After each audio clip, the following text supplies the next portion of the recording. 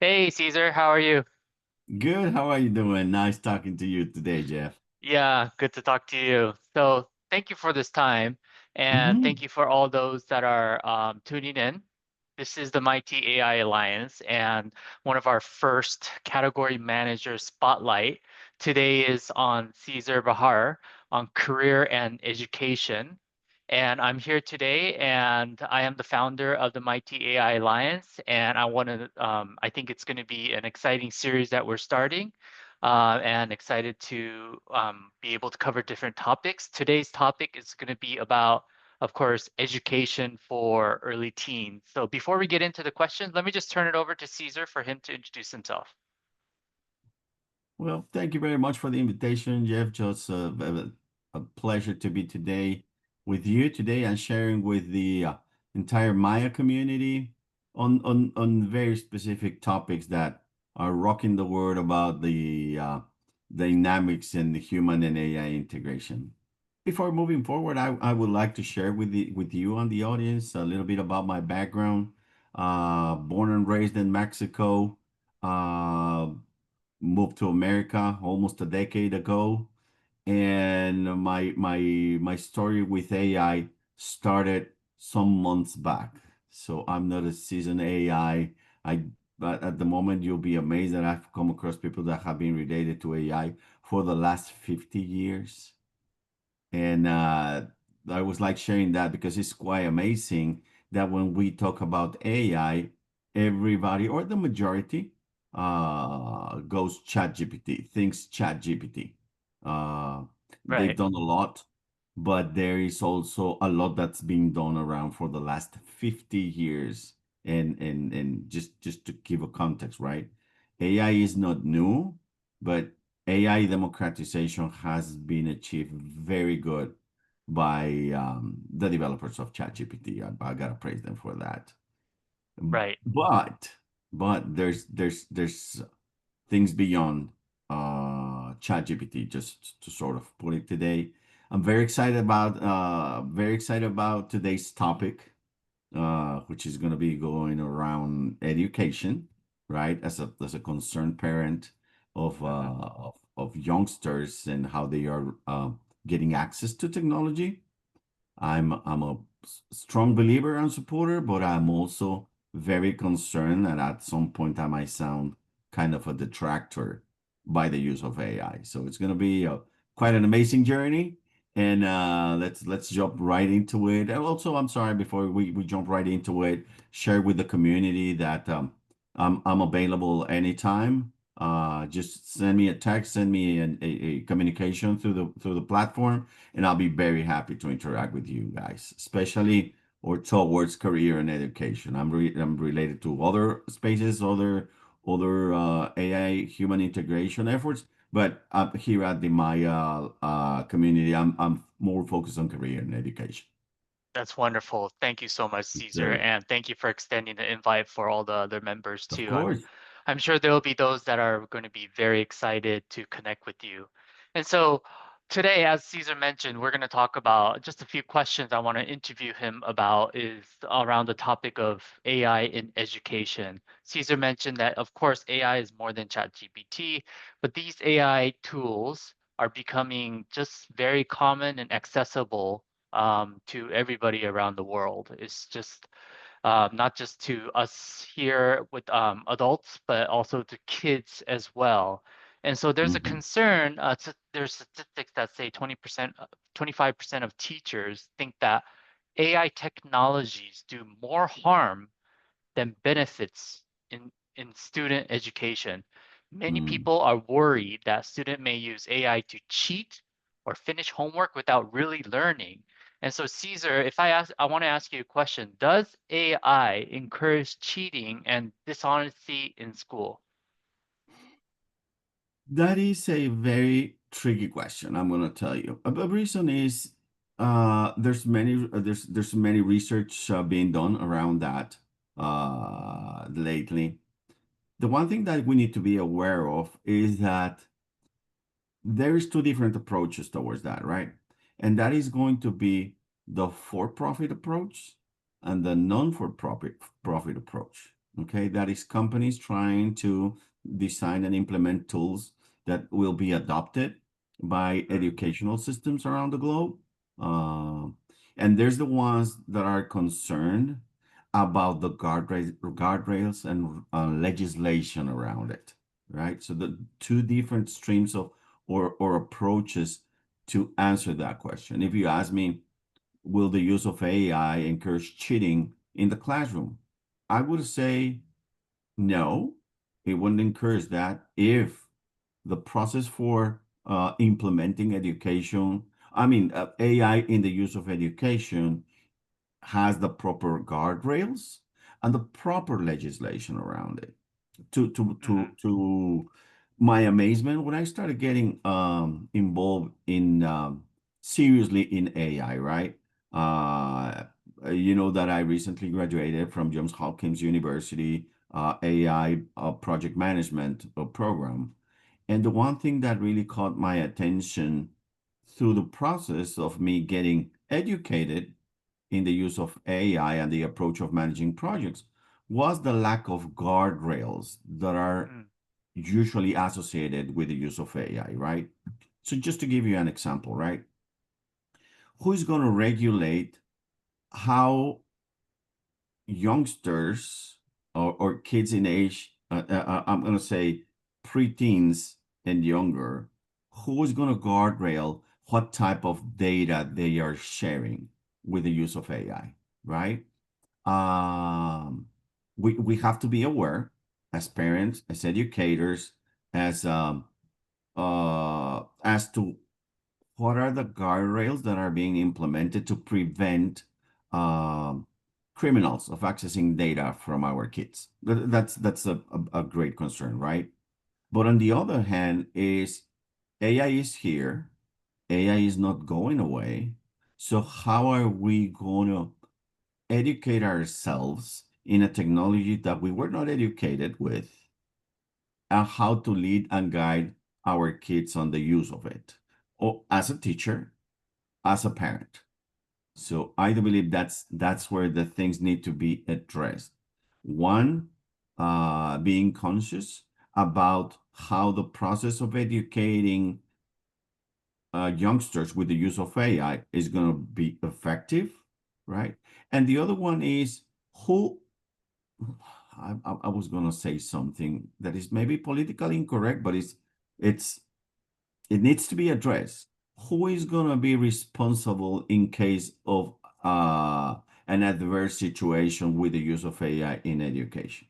For instance, what if, right, a kid not knowingly discloses a piece of information that was not supposed to be there? Who's supposed to guardrail that? The platform, the model, the company that developed the model, the teacher in the classroom.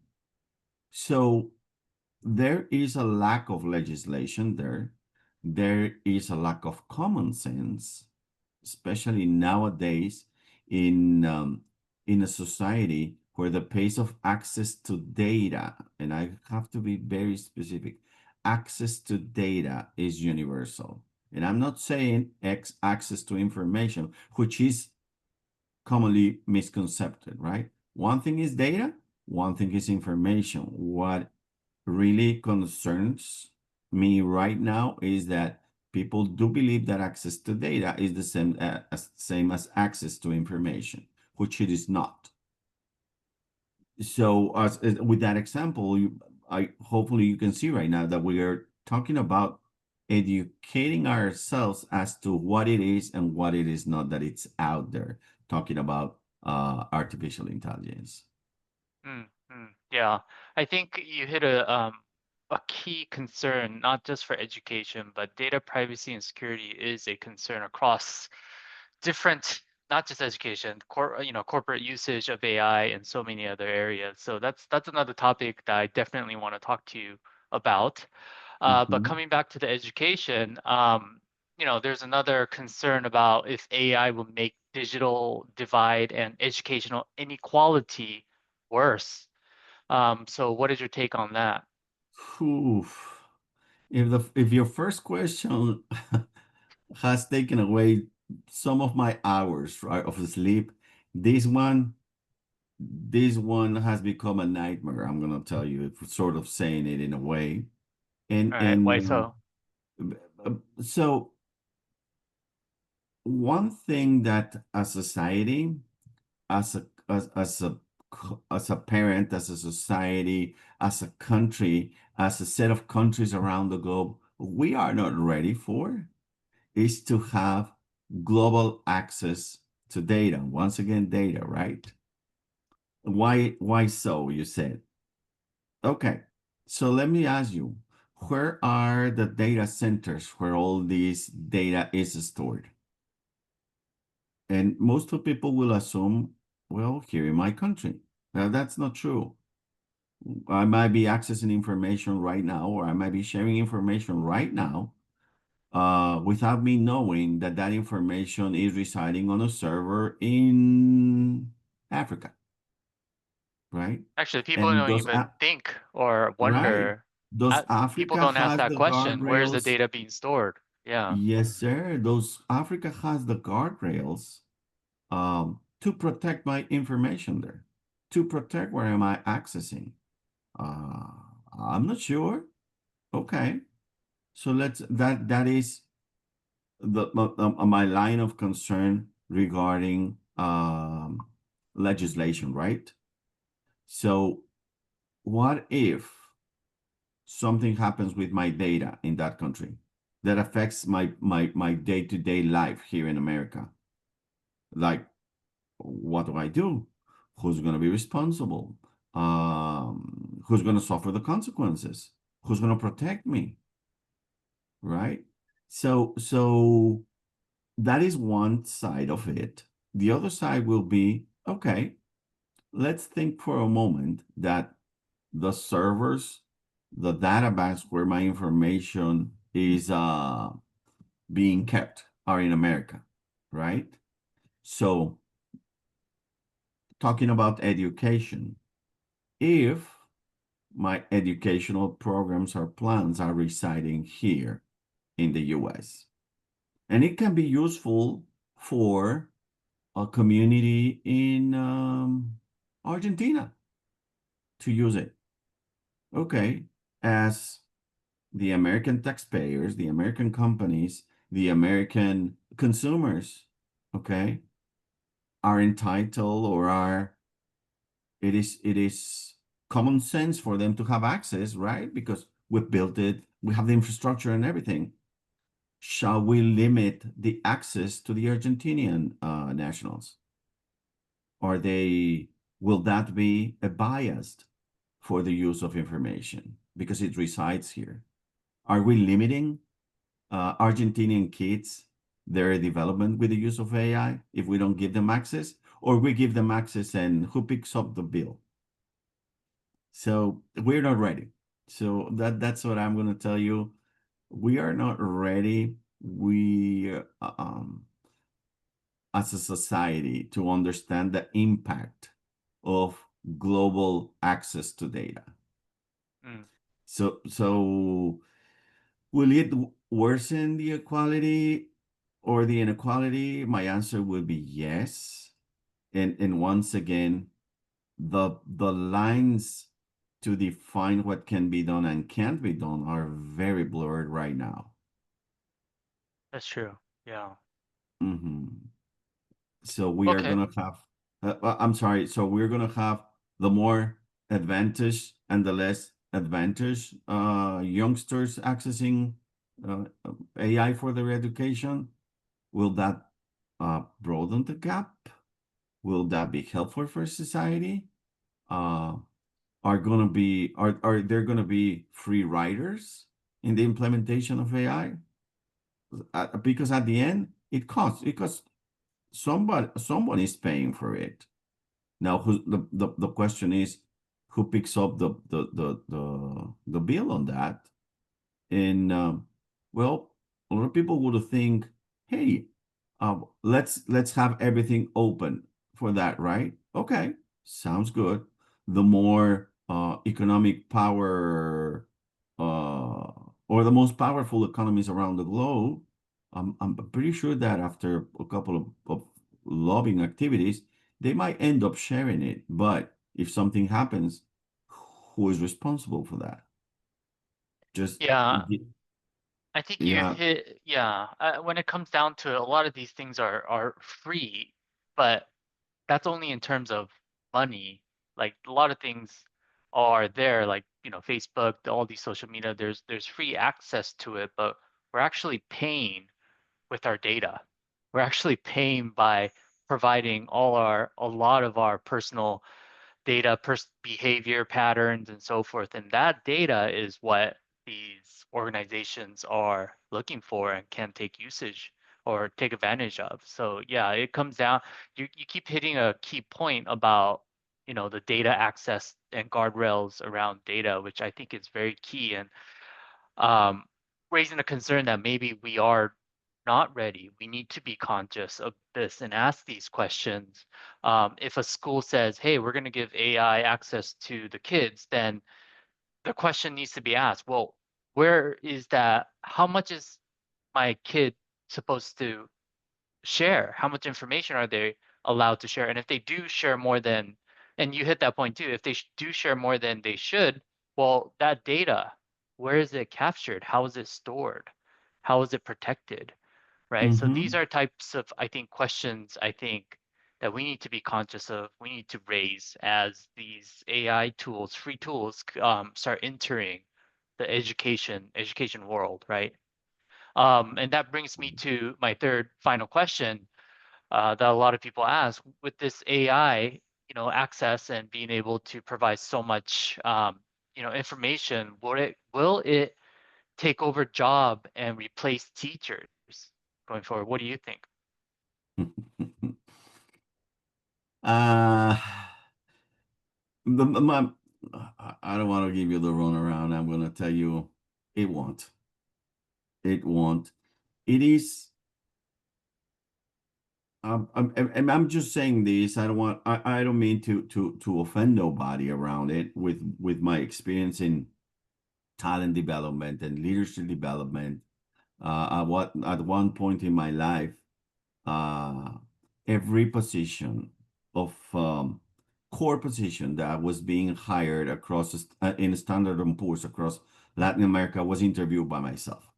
So I do believe that I'm not gonna say I'm an authority. I'm an influencer, like they call it nowadays. But I really know how to find the needle in the haystack for talent, right? And I'm gonna tell you the short answer is no. For the most talented teachers, I'm pretty much sure they are already finding out how they can use AI to improve their personal deliverance uh, to their students. For the less talented ones, yes, it is a threat. And not only talking about teachers. I've been a teacher. I was a teacher as well. I love educating. I love educating myself, and I love sharing my education. I don't present myself by no means as a teacher, but I love sharing my knowledge. On that, we need to go back a couple of steps, right? And that is okay. So if I'm in a country, well, once again, it's about the guardrails. It's about the legislation. It's about who benefits from what, who uses it in a way who uses it in a way that is meant to be used, right? I will put it back to teachers as to say, okay, so if you believe that the use of AI is going to encourage cheating and dishonesty, will the use of AI by teachers will be considered cheating and dishonesty, right? So I'll put it back Yeah, on I'll put it back on the funnel. Uh, but I'm gonna tell you, we need to do a very, very serious let me bring back that those are not the right words. We need to be very responsible as to how we move forward with human AI integration. yeah, AI is here. It's not going away by no means. Um, I'm, I'm going to tell you, when CRMs started being a thing in corporate America or in the corporate world, a lot of people thought that entire finance departments were going to go away, and that didn't happen. The role changed. Yes, it changed. I'm pretty much sure. I remember the first implementation I worked for Oracle at a company I was working at.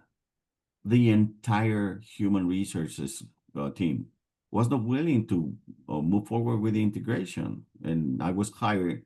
I was hired because I had experience implementing. My first conversation with them is like, "What are you worried about?" And one of the answers was very legit. Uh, he was a gentleman that he was almost reaching 50. I was maybe 30 back then. His main concern was like, technology is taking away my means of living. And I'm like, oh, wait a minute, let's just stop right there.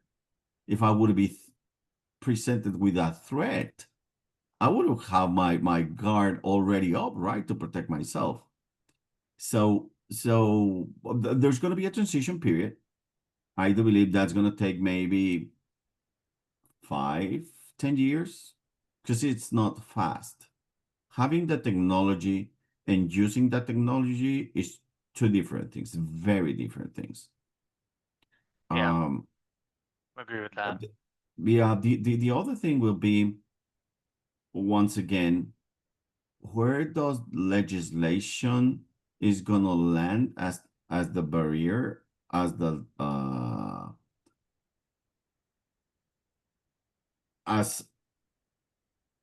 what can be and can't be done, and what purposes we can use AI for, and what purposes we just can't do it for.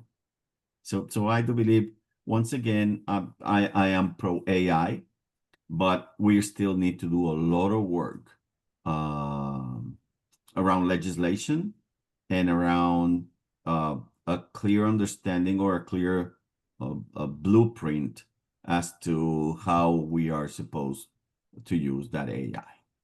Yeah. Well, yeah, I agree. Thank you for that. I was wondering, as you were speaking, that there may be a lot of teachers within the community already, or those in the community that knows teachers.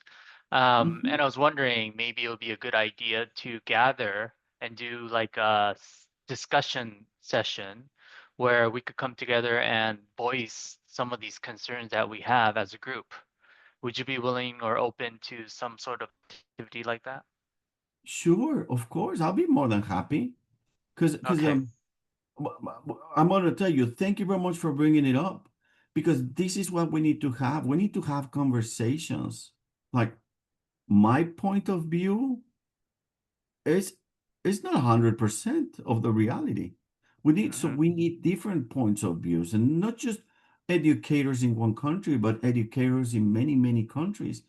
Hopefully one day we can have a forum around that, so that we Yeah. understand the perspective and why AI could be the best in the following decade, or it can be the worst in the following decade. So we need to take accountability. Hopefully, we can start building that momentum here at the Maya community. So if Yeah. anybody is related nowadays, as an educator, as a teacher, as someone, as an administrator in education, you're more than welcome to chime in and text us, reach out. Maybe we can have, today we're having a two-way conversation. I would love to have a 10-way conversation at one moment to talk about a specific topic.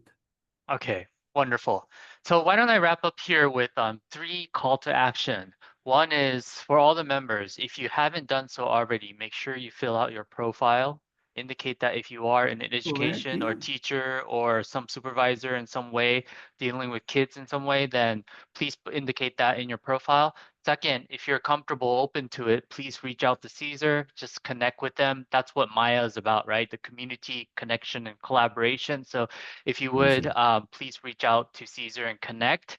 And last but not least, spread the word. I'm hoping that Maya will provide a better scroll for students, not social media where it's not filtered, lots of junks out there, lots of advertisement out there. But if you bring them Hmm. into Maya, let them scroll the articles here and get educated, get on top, connect, and have these type of productive, safe discussions within this community. So those 3 points I would like to just explain, just challenge you guys on to take action upon. So again, thank you all for joining. We're going to wrap it up here, and hopefully this is the start of a wonderful, exciting series. Talk to you again soon. Thanks everybody for joining.